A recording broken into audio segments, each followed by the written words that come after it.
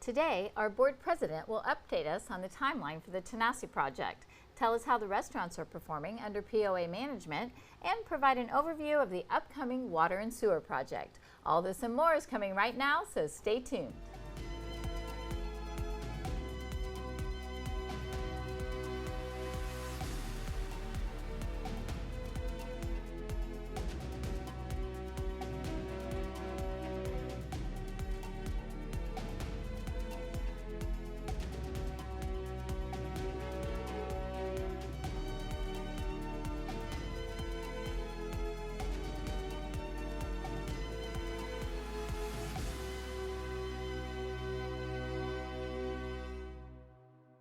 Welcome to the Tellico Village Quarterly POA Board Update. I'm Carla Johnson, and I'm here with our board president, Bob Brunetti, to take a look at village topics from the second quarter of this year.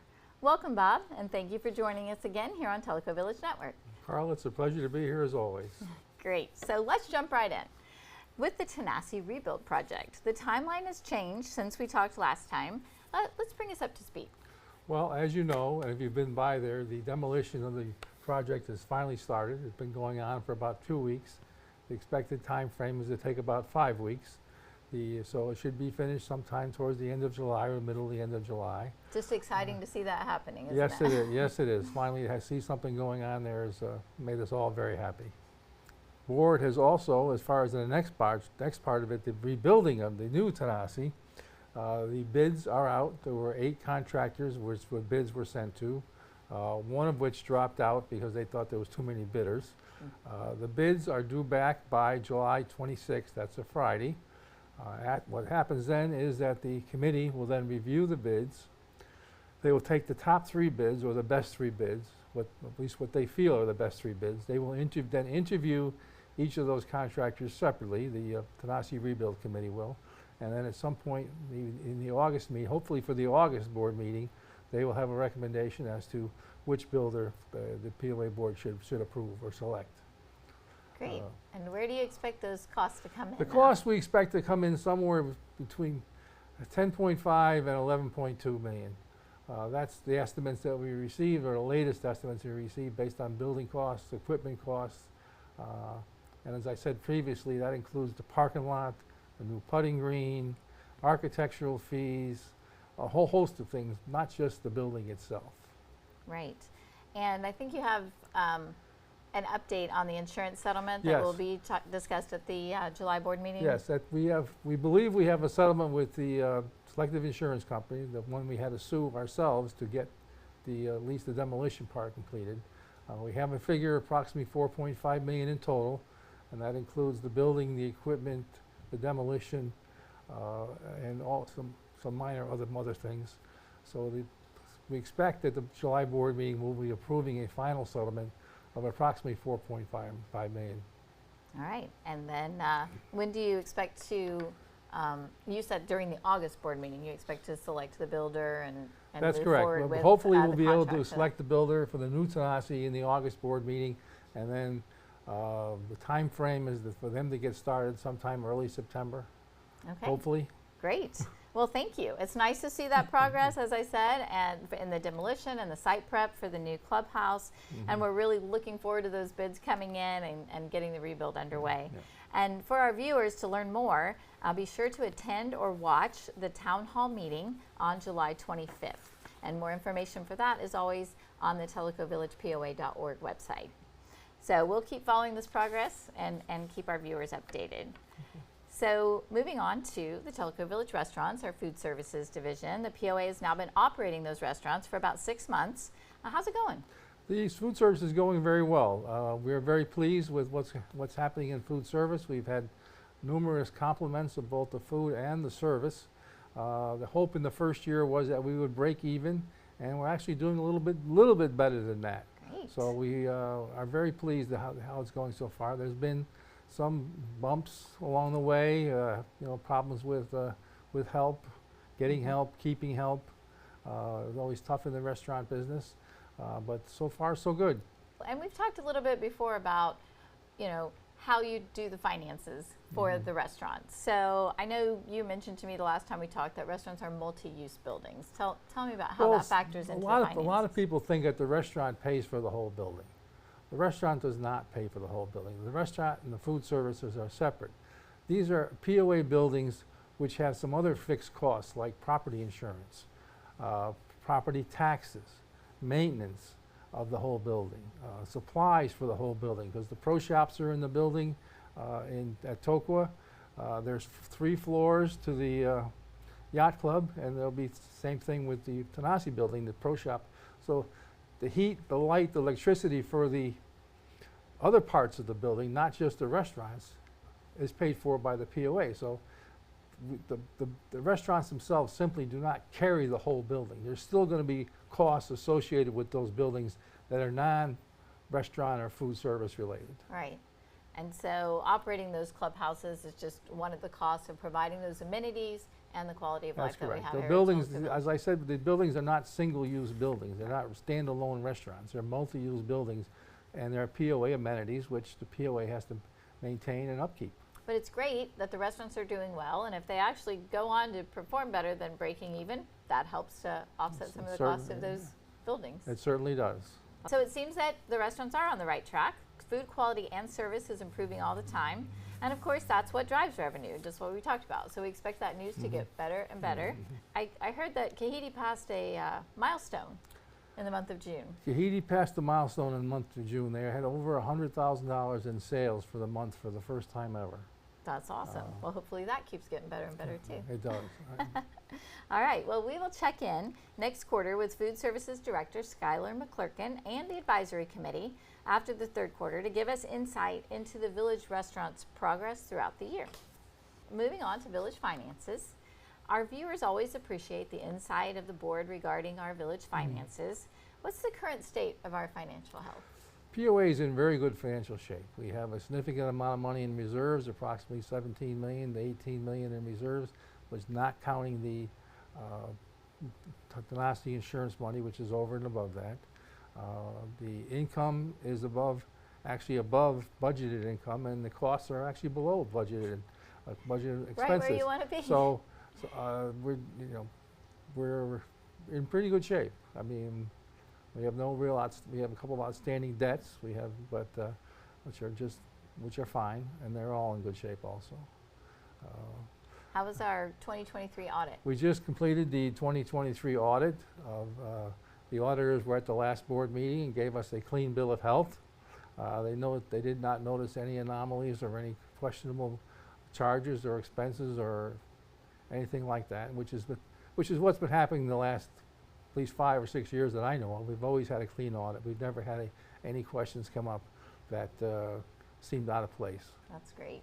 So, and how will the LRPAC is now forecasting build out to be in about 2028? Is that correct? Well, that's correct. The Long Range Planning Committee is saying we should expect build out in something around 2028 at the present rate that we're going. I personally believe that will slow down as the lots, less and less lots to build on, but that's the forecast is 2028. And that will be a hit to our income, because a lot of our money that we get in comes from the building, from the building fees, the new water and sewer fees, all the different types of fees that are associated with building a house. And once they slow down, obviously those fees there'll be less income from those fees. Right. Okay. And hopefully some more income in our restaurants and golf and things like that. So, right? So, so it's an interesting balance, right? With new construction and growth and build out. Being in good financial condition, we also have some large infrastructure projects on the horizon. So do you feel like we've prepared well for those kinds of things? I believe we have a real good plan for the infrastructure, for the water and sewer projects that are coming up. If you saw the town hall from the last month, the Finance Advisory Committee did a wonderful job explaining all the expenses, explaining the costs, how it's going to be paid for. And the board itself is very happy with the presentation and very happy with the plan. Okay, well, we'll dive into that in just a minute. But before we do, we've seen some headlines lately regarding the COVID Paycheck Protection Program. The POA applied for and received a loan. We felt like in good faith right? But some of those headlines suggest otherwise. Can you help clear that up for us? Yes, there's been a lot of talk and a lot of news about that POA, the PPP loan, and I would first want to say that the board at all times acted in good faith based upon the information we had. Now, I'd like to take a couple of minutes and just talk about this loan and how it came about and what happened and what occurred. As I said in my statement back in May to the board meeting, in March of 2020, the Congress passed the CARES Act, or the COVID Relief Act. Part of that act was the Paycheck Protection Program, which allowed businesses to obtain funds or loans so they could maintain employees and not have to lay off employees. The way that works, Congress passes an act. When they pass an act, they then turn it over to a federal agency to administer. It's the federal agency which sets the rules and regulations that implement the act. In this case, it was the Small Business Administration was put in charge of this act or this program. What they did was then they contacted local banks and to use as conduits for all these loans. One of the banks being the bank that we use on a regular basis. So in April of 2020, the bank contacted us, say, we believe that you're going to be available or eligible for one of these loans. Maybe you should think about applying. It was discussed by the board at the time, and apparently they agreed to apply for the loan. The information that we had was based on the bank's recommendation and the bank's lawyer's recommendation. Our attorney, Mr. Stevens, was not involved in any manner in this process. So the application was made through the bank on the bank's portal. The application was then approved in May of 2020, and as the money was received. The money was placed into a reserve account or interest-bearing account for the purpose of, in the event we needed to use it to maintain or retain employees, it would be there. Fortunately, we didn't have to use it because our income remained the same and we didn't have to lay off any employees. Part of the program was if you did certain things and did not lay off employees, you were allowed to apply to get it forgiven, which we did in November of 2020, and the loan was forgiven based on the paperwork that was filed. There was no intent, again, to put anything over on the federal government by any means. As you know, November of 23, we received a letter from the federal government, from the Department of Justice, saying that we were being investigated, that we, in fact, were not eligible for this Paycheck Protection Loan. At the same time, we were notified that a lawsuit had been filed in the federal court under seal by a third party known as a relator, R-E-L-A-T-O-R, a relator, fancy name for whistleblower. Under the Federal False Claims Act, a whistleblower or a third party can file a lawsuit on behalf of the federal government against an organization it feels has gotten funds improperly. And what does under seal? Under seal means that the only people that you can talk about it or know about it are the directors of the corporation, the upper echelon officers of the corporation, and the corporation's attorney. That's why it was not made public to the village at that time. We were under federal court order not to do so. And I don't know about the people out there, but I didn't want to be standing in front of a federal judge explaining why I violated a federal court order. Of course. So we immediately turned that over to our attorney, Mr. Stevens. Mr. Stevens contacted the Department of Justice in Knoxville, the local U.S. Attorney's Office. He sat down with them on several occasions to discuss the loan and the procedure, et cetera. The stress of our defense, or the paramount of our defense, was that we acted in good faith based upon the recommendations of the bank and the bank's lawyer. And we had no ill intent or anything like that. We simply applied for the loan and we were granted the loan. They approved, the loan was approved. It's not like they turned us down or sent it back to us. So during that period of time, from November of 23 through May of 23, when we finally settled, it turns out we were able to impress upon the DOJ, and they accepted the fact that we, in fact, did so in good faith. So, was under the statute, if you are found to have defrauded the government, you can be liable up to 3 times the amount of the loan, which in our case would have been 3.6 million plus. But because they accepted the fact that we acted in good faith, we had to pay back the loan, which is I can get my notes for a second, $1,184,200, interest of $6,067, the origination fee to the bank of $35,526, and for a total of $1,255,793. Now, how does that equate to the 1.36 that we paid? Under the federal statute, the whistleblower statute, the whistleblower, by statute, can receive up to anywhere between 10 to 15% of the amount collected. So the agreement we made with the whistleblower is basically for the 10% or is a little bit more. So the amount we actually did have to pay as sort of a penalty to the whistleblower is $136,199.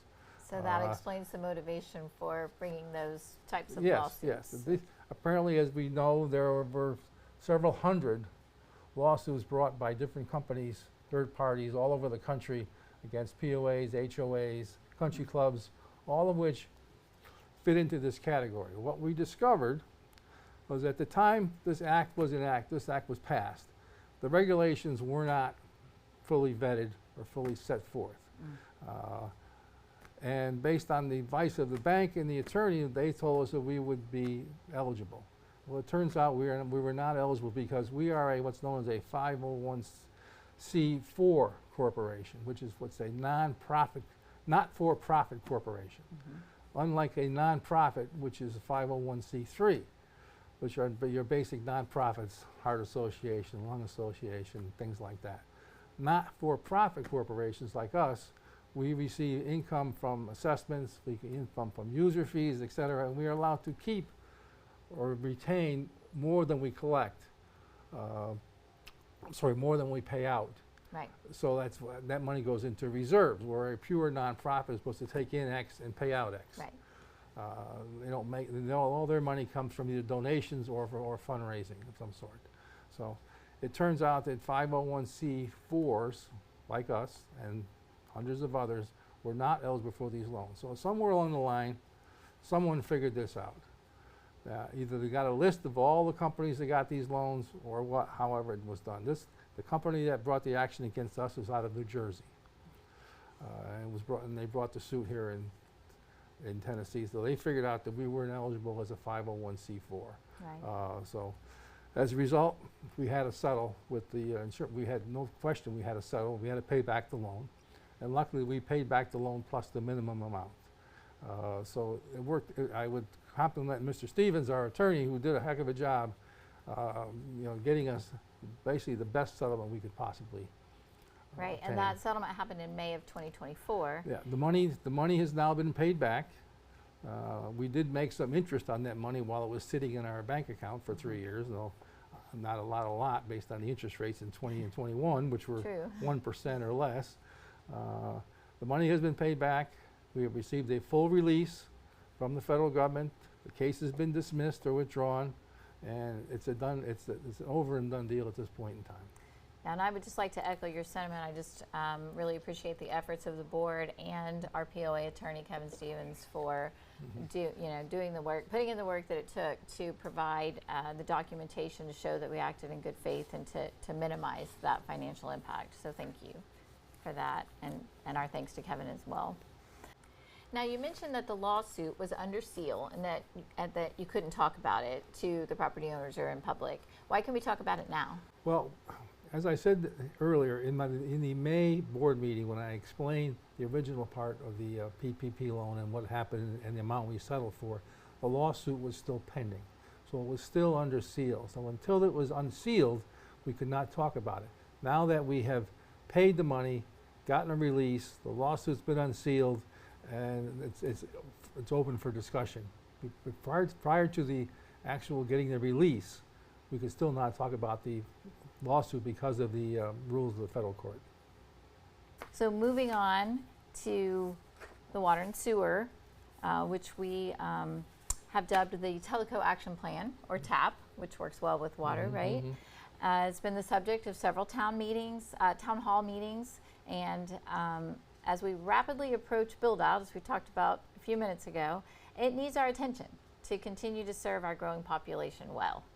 Bring us up to speed on that program. Well, as you recall, in the May Town Hall, Matt Benoit, the Director of Public Works, outlined the 5 major water and sewer projects which we're going to take on. These are projects that have been looked at by the Public Service Advisory Committee for the last 5 years. They've been looked at and worked on by Jacobs Engineering, a nationally known top-tier engineering firm, and Matt Benoit, our Public Works Director, has also been working on them since he got here, which was a little over a year ago, but he's been actively involved. We have been dealing with sewer and water issues for many years, and at this point in time, we've basically been putting Band-Aids on these water and sewer issues for a long time. And to use a saying, push has come to shove at this point in time. So the board is asked the PSAC committee to make a recommendation. They did. They recommend the 5 projects. We asked the finance committee to look at how do we pay for this. And at the June town hall, the finance committee outlined in very great detail, and I will thank Brad Spiegel and Mike Harrington for all the work they did and time they spent as to how we pay for this. Now, the question that's arisen is this a quote, this $80 a month for 5 years? Is it a special assessment? Is it not a special assessment? Why shouldn't the villagers have a right to vote on this? Well, the covenants and restrictions we have are somewhat confusing in that issue. What the board has been focusing on is Article 6, Section 1 of the covenants and restriction allows the board to set fees as deemed necessary for capital improvements, maintenance of these water systems, and the cost of water and sewer. So the board's position is that, and we have a letter, a formal letter from our attorney indicating that this in fact is the way, is correct, that the board under Article 6, Section 1 can in fact impose such fees as deemed necessary to provide for maintenance and capital improvements of sewer and water systems. So that's the authority that the board is looking at as its authority to impose this $80 fee. I will tell you the original number was $100, and it was taken down, through numerous discussions and meetings, it came down to the $80. So board is, I think the board, at least myself, we are pretty committed to doing these programs. That's something we have to do, and that maintaining our water and sewer systems are vital to the vitality and the health of Tellico Village. I mean, we are unique in the fact that we own our own water and sewer systems. We are one of the few in the communities in the country that have this. So, and they're ours. We have to maintain them. We want your toilets to flush. We want your shower to turn on. You want your washing machine to work. And if we're going to do that, we need to maintain these systems, which are getting almost 40 years old in some places, since the village started in '86. So. I truly think it's a good balance, right? Because the way that the Finance Advisory Committee set it out is there's the lion's share of the money will come from the $80 a month tap fee that will be on our water bills, and then there will be some money that will come from reserves, which we have, been setting aside for just these kinds of projects. And then the staff has also been challenged by our CEO to reduce some expenses and try to save some money in our budgeting to continue putting more money in the reserve. So I feel like everybody in the village has some skin in that game, and it's an investment into our future, as you just mentioned, for the vitality of Tellico Village, for our quality of life, and it protects our property values. That's for sure. It's really a total cooperative effort between the administration and the people and the villagers and the property owners. I've said before, one of the basic duties of the board is to maintain the property, the value of the property, and the property owner's value in their houses. And if the sewer and water system doesn't work, I can understand easily how that would affect the value of the property. Such a very basic amenity. Yeah. So as Bob mentioned, we can learn more about the Water and Sewer Project, the Tellico Action Plan, by visiting tellicovillagepoa.org/tap. There you will find the video library, the project review, funding, and project updates. So Bob, my thanks to you again, and the rest of the board advisory committees, the POA staff, everybody who's working together so diligently to preserve that Tellico Village quality of life, protect our property values, and the water and sewer systems are such a vital element of our infrastructure. So thank you for your work on that. And these 5 projects are designed to take us through build out, and they should serve us well. Right, for many years to come. Hopefully they will. I mean, that's the plan. I mean, we need the bulk of the work will be done in 26 and 27. We are going to, if the board approves the $80 fee at the July meeting, then we are going to start collecting it either in September or October. It may take a little bit of time for the accounting department to get it into the system. Oh, the administration of it, yes, understood. But we're going to need some upfront money. In 25 for the starting of these projects, but the bulk of the money will be spent in 26 and 27, as was outlined in the presentation by Brad Spiegel. And with that, that's a wrap for our second quarter update. So as always, thank you, Bob, for taking the time to be here today and keep our viewers informed on board activities. Well, thank you very much. It's a pleasure to be here on behalf of the board and the residents of Tellico Village. Well, we'll see you back here in September to share more with our viewers about the third quarter of 2024. Now, to our viewers, from experience, I can tell you that serving as a TV POA board member is challenging and rewarding, and it requires significant time and energy to protect the best interests of Tellico Village. There are complex and sometimes difficult decisions to be made that impact every facet of village life. I am thankful that we have 7 property owners as members of our board who diligently work to chart the best possible course for the short and long-term lifestyle and financial health of our community. For those who have risen to that challenge today and in the past, thank you. Your efforts are noticed and appreciated. And if you believe that you have the skills and desire to serve our community, please consider joining an advisory committee or running for a board position. The board election is coming this fall, and you can find out more information on where to submit applications and the calendar, the deadline for those things, on tellicovillagepoa.org. For more information, visit the website, sign up for the telegram, and know that together we can preserve this amazing place we call home and make it the best it can be. So thank you for tuning in today for your Tellico Village POA Board Update. And remember, you can watch a live stream of board meetings as they happen or on demand later.